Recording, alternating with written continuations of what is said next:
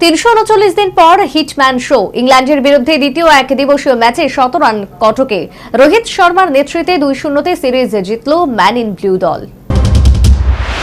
আগামী ১২ তারিখ আহমেদাবাদে ভারত ও ইংল্যান্ডের মধ্যে তৃতীয় একদিনের ম্যাচ। তার আগেই ২-০ সিরিজ কবজা করে নিল ভারতীয় দল।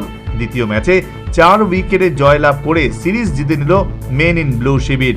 রবিবার কটকের বারাবাটি স্টেডিয়ামে টসে জিতে ইংল্যান্ড প্রথমে ব্যাট করতে সিদ্ধান্ত নেয়। ওপেনিং জুটিতে ফিল সল্ট এবং ডুকেট জুটি ৮১ রান করে। তাছাড়া দ্বিতীয় উইকেটে ডুকেট এবং জো রুট জুটি থেকে আসে বাকি রান, যার কারণে ৪৯.৫ ওভারে ইংল্যান্ড ৩০৪ রানের ইনিংস তুলে দেয় ভারতের সামনে।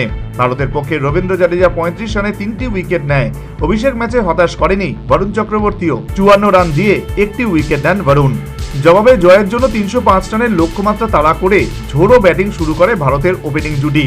অধিনায়ক রোহিত শর্মা এবং শুভমান গিল জুটি সংগ্রহ করে ১৩৬ রান। ৬০ রানে শুভমান প্যাভিলিয়নে ফিরে গেলেও ওপেনার রোহিত শর্মা উপহার দেন বিধ্বংসী ব্যাটিংয়ের। রোহিতের ৯০ বলে ১১৯ রানের ইনিংসের সুবাদে ভারতীয় দল নিজেদের দ্বিতীয় জয় পকেটবন্দি করে নেয়। ৩৩৯ দিন পর রানে ফিরে ৩২তম শতরান হাঁকালেন অধিনায়ক রোহিত শর্মা।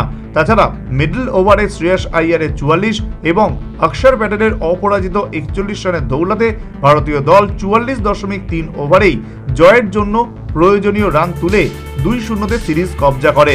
ম্যাচের সেরা হিসেবে নির্বাচিত হন ভারত অধিনায়ক Rohit Sharma. Bureau report, news vanguard.